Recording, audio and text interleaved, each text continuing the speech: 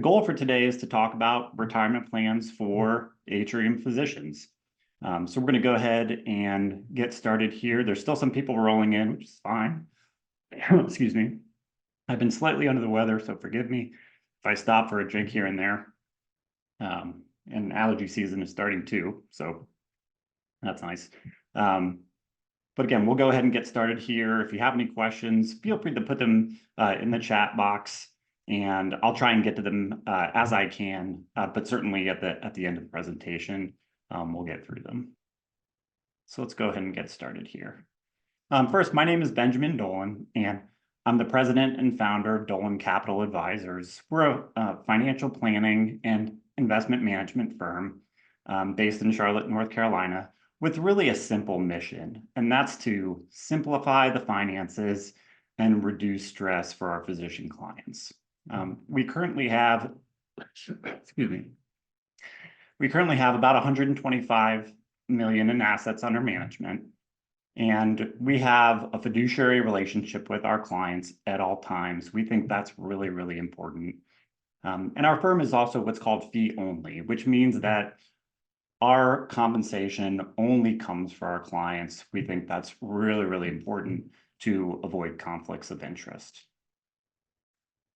An overview of today's webinar. So today is all about retirement plans for Atrium physicians. So we're going to talk about all the retirement plans. We're going to talk about how they work. We're going to look at some case studies, and then we're going to talk about HSAs as well, which we consider a retirement account. Some people may not, we do, and we'll talk about the best way to use those. And then we'll talk about some investment options at the very end. Okay, so first, let's talk about retirement plans. So the genesis of this webinar really came from talking to some of our Atrium physician clients about all the options that they have when it comes to saving for retirement. And what we learned pretty quickly is that there's really quite a bit of confusion when it comes to how to invest within the Atrium system. There's the 401k plan, there's the CHSMG plan, there's the Advantage plan, there's a pension. We're not going to talk about the pension today, but we know there's a pension as well. There's house savings accounts. So how do you navigate all of this in a way that is going to help you succeed? So we're going to talk a little bit about that today. What are the differences between the plans? How do they work together? And how can you successfully utilize them in 2024? So first, let's talk about the 401k plan.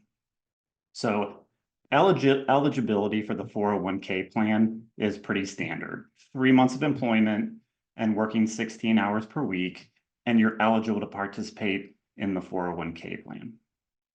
For 2024, there is a limit in how much you can contribute, and that limit is $23,000.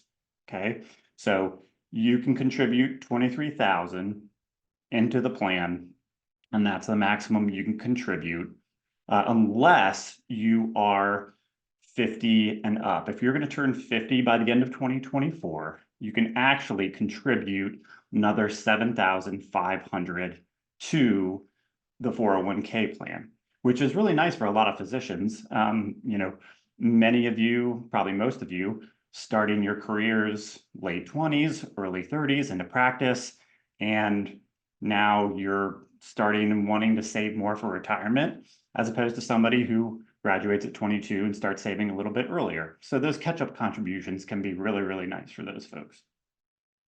The 401k is Roth eligible. Okay, so what does that mean?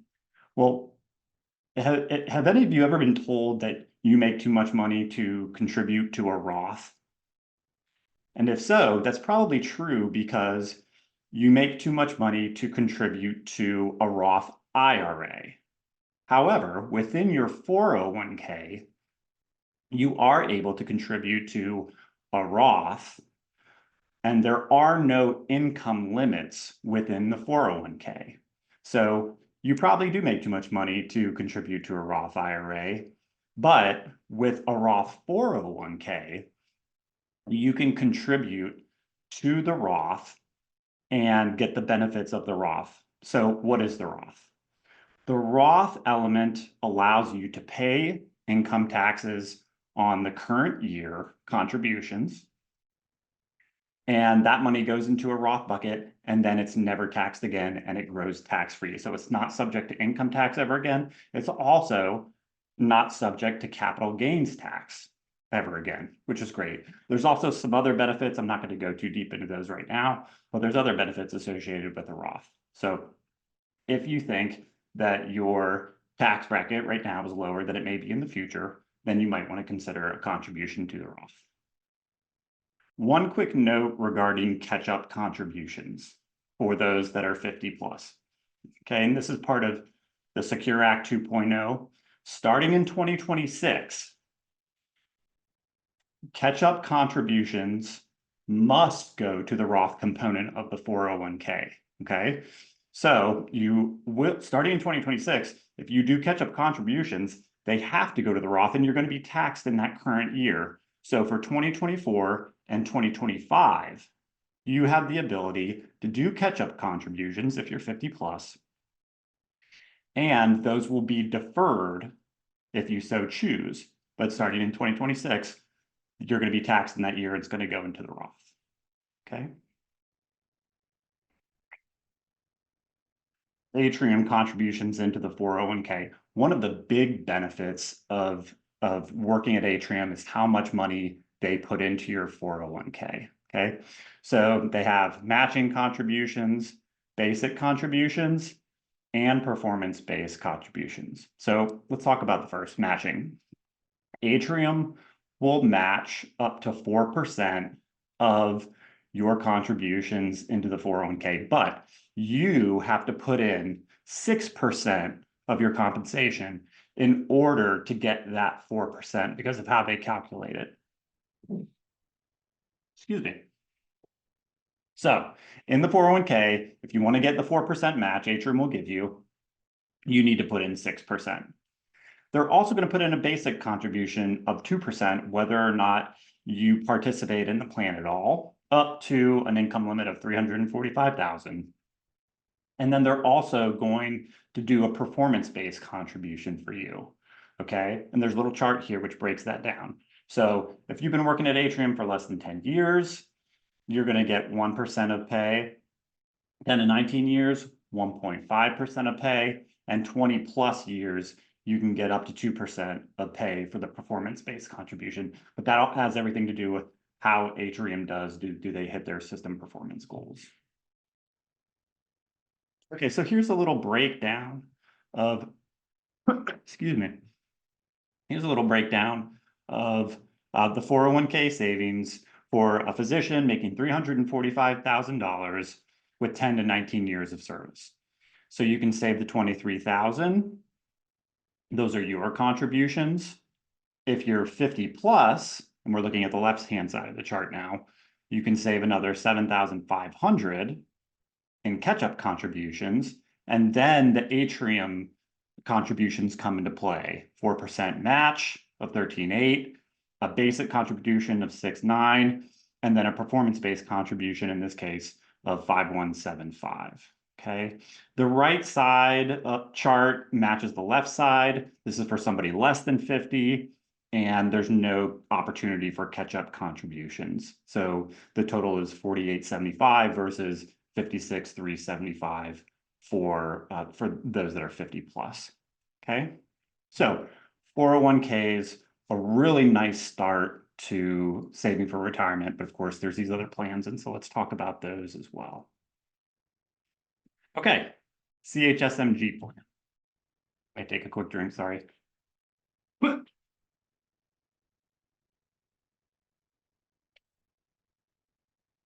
Okay, the CHSMG plan, formerly known as the CPN plan, is a 401a retirement savings plan for mainly for nonprofits and for companies that do public service. The eligibility criteria is different than the 401k. So this is for physicians and dentists that are employed by Atrium that have completed a residency 3 or more years ago and work at least 16 hours a week. Okay, so if you meet these criteria and you make a certain amount of money, you are going to be in the plan and you can't opt out of the plan. The plan is going to put money in, and there is no enrolling or unenrolling in the plan, okay? Contributions are roughly 6% of current earnings, and they mainly come out of incentives and true-ups, okay? There's a limit of 20,125 for 2024. So that's the max that's going to be put into the CHSMG plan on your behalf in 2024, okay? There's also an IRS annual contribution limit that coordinates the CHSMG plan with the 401A plan. We'll talk a little bit more about that when I show you the example, the case study for this. But just know that generally speaking, especially for those under 50, there's this $69,000 limit for all contributions going to the 401k and the CHSMG. Also, the CHSMG, no opportunity for a Roth. Again, only in the 401k of the 3 plans can you utilize the Roth, okay? Any questions about that before I look at an example? Okay. So this is a quick look at the CHSMG 401A and the 401k retirement savings. Again, same example as before. Physician making $345,000, 10 to 19 years of service. Left side, 50 plus, right side, less than 50. In pink, you can see the 401k contributions like before, and now you have the CHSMG available at 20,125 on both sides. So notice at the bottom, on the left, you've got 76,000 and change, and on the right, you've got 69. Why? It's because the $69,000 limit doesn't apply to catch-up contributions. So for those physicians that are 50 and older, they can do the catch-up contribution and go over that IRS $69,000 limit. Excuse me, which is great. So again, 401k and 401a CHSMG together, this is what it would look like, a great way to defer on some of your earnings. Okay, let's talk about the Advantage Plan. So the Advantage Plan, again, mainly for nonprofits, eligibility is similar to the 401ks. So if you're 18 years of age, and you work for Atrium, you can enroll in the 457B. Contributions come out of your salary, and they can't exceed that $23,000 limit, which is the same limit that the 401k has, but they're not combined together. We'll look at an example of this, and you'll get to see how all of this works as well. Catch-up contributions. There are catch-up contributions in the Advantage Plan. So you can put 7,500 as a catch-up contribution into the Advantage Plan. Same rules as the 401k with regards to how that will be taxed in the future. So you've got 2024 and 2025 to make catch-up contributions and defer taxes on those. Starting in 2026, you can still make catch-up contributions, but it will go to the Roth and you'll be taxed in the year that you make the contribution, okay? Not Roth eligible. Again, only the 401k is Roth eligible. Even though in the 457, if you do catch-up contributions, it will go to the Roth. Still, the plan is considered not Roth eligible. And then matching. So there is no matching within the Advantage 457 plan, okay? So if you are trying to figure out how to invest in 2024 and you don't know which plan to use, you should make sure you start with the 401k because you want that 4% match that Atrium is going to give you. Don't start with the Advantage plan because you won't get the match. There is no match in the Advantage plan, okay? Now, again, let's go back to that $69,000 limit. Excuse me. So with regards to the Advantage plan, the $69,000 limit does not apply to contributions in the Advantage plans or catch-up contributions in the Advantage plan. So let's take a look at how all three plans work together.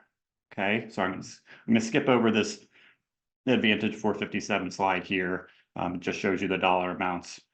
So I want to get to all three plans together, which is the crux of what many of you are probably trying to consider.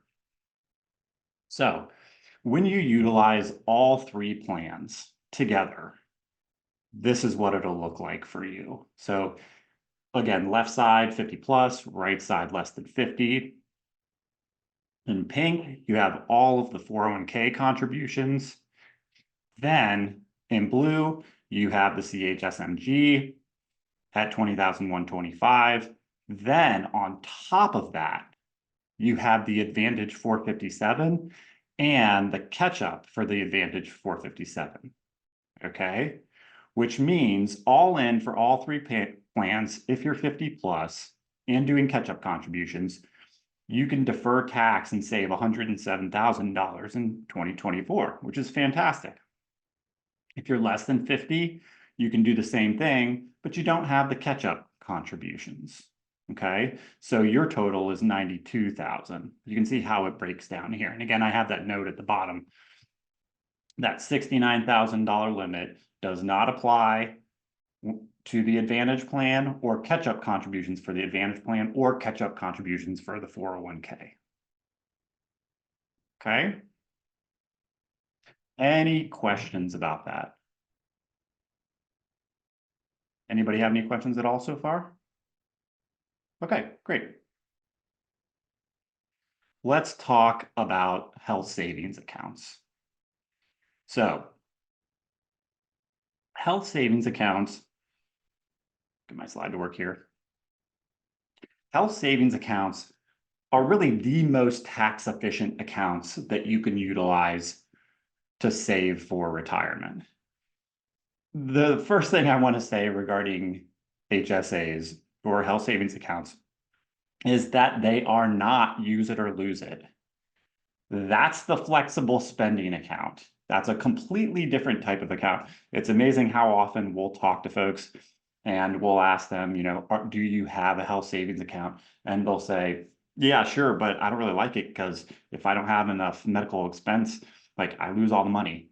That's not an HSA. That's a flexible spending account. It's a different type of account.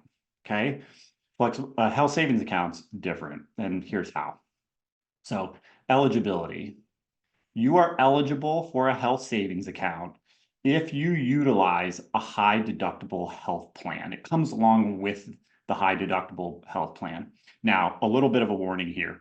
So you need to make sure that you choose the right health plan for you and your family. If a high deductible health plan is not a good fit for you and your family, then that's okay. And you don't get the benefit of utilizing an HSA, but you have the right health plan for you. And that's, you know, that's the most important thing. But for those of you that use a high deductible health plan, you can utilize an HSA. And as far as contributions are concerned, if you're single, you can put $4,150 into it in 2024. If you have a family, you can do $8,300. And if you are 55 or older, again, not 50 like with the traditional retirement accounts, but 55, you can do $1,000 in catch-up contribution. Okay. Now, those dollars and cents may not seem like a lot compared to your traditional retirement accounts, but we're going to talk about the best way to use these funds. And it's really important that you guys know how to use these funds to get the most out of your HSA and why they're so tax efficient. You're always 100% invested in these accounts, so the money is always yours. And you can use the money for qualified medical expenses. The accounts are very tax efficient. Okay, 3 advantages. Contributions are not subject to any sort of income tax. You can invest the money that goes into your HSAs, and therefore it can grow, and it grows tax-free, and withdrawals are not taxed as long as you use the funds for qualified medical expenses. Okay, so that's a little bit about the structure of the accounts. Now, what's the best way to utilize the accounts? Okay. So this might be one of the most important things that I say throughout the presentation, because how you use an HSA can be very tax beneficial. The best use of an HSA, if you can use it this way, is to save the max in your HSA each and every year. Okay. Then invest the balance for the long term. Okay. So you invest those monies, and then you cash flow your medical expenses each year while keeping excellent records of your medical expenses. Okay. And if you are able to cash flow your medical expenses in 2024, while you're investing the proceeds in your HSA, you can invest the proceeds in your HSA for 10, maybe 20, maybe even 30 years, depending on your age. And then in the future, you can reimburse yourself for your medical expenses from 2024 and take your family to Italy or London or Japan or wherever it is that you want to go. So that's the best way to use your HSA funds, is to invest it for the long term, treat it as a retirement account, and then you can reimburse yourself for your expenses through the years, as well as have a nice nest egg for your medical expenses down the road, which really in your older years, that's when a lot of medical expenses come up. And it's nice to have sometimes $200,000, sometimes $300,000 from all the saving and investing that you've done in your HSA. Okay, investment options. Okay, so just a little bit regarding investment options, and then we'll see if we have any questions here. So when you're investing, you always have to consider risk and return. So risk is just another way of saying volatility, and return is what you get from your investments year in and year out. So when you are investing, always understand that typically stocks are going to be more volatile than bonds, which tend to be less volatile. But with stocks and that volatility, you tend to get more return. And with bonds, you may get less volatility, but you're going to get less return. Okay. Diversification. So this is a big one.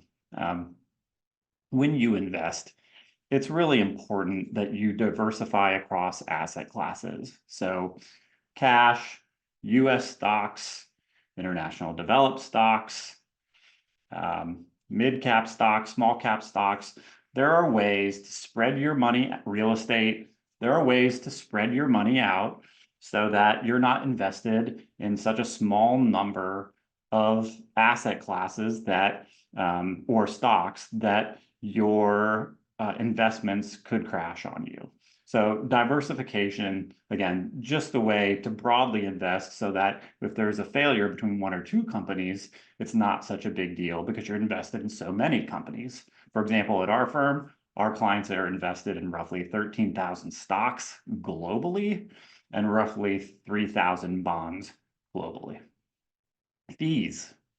So fees are very important when it comes to thinking about investing. And we've got an example here on the chart. So, excuse me. The main expense when it comes to investing within your 401k or your CHSMG or your Advantage plan or even your HSA is what's known as an expense ratio. And that's what you pay on an annual basis to be in a certain mutual fund or ETF.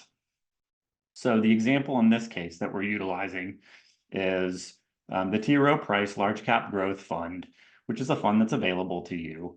The expense ratio is 0.55% annually, and on an investment of $100,000, that's $550. Another option to invest in is the Vanguard Total Stock Market. Okay, that has an expense ratio of 0.02. The annual cost for that is $20. So I won't get into the minutia behind what's the difference between the two funds, but the expenses are very, very different. You want to take expenses into account when you are investing. Okay, I'm going to stop sharing here. So again, these lunch and learns, they're meant to be short. They're meant to be very educational, and we hope you guys enjoy them, and that you enjoy the rest of your day. I'm going to stop sharing now. Sorry, if you want to learn more, you can reach us on our website. We'll send a recording of this out to everyone. You can also call us and contact us here. But now I'll just open the floor to any questions. So if you have any questions, feel free to jump right in. Will the slides be available? Yeah, so the slides will be available. We're going to send them out to everybody along with a link to the presentation. Okay, well, we're about 2 minutes under time, which is fantastic. Thanks so much to everybody for joining. Really appreciate you jumping on. Feel free to reach out to us if you have any questions or follow-ups, and we'll make sure we get back to you in a timely fashion. And hope you guys have a great day. Thanks so much.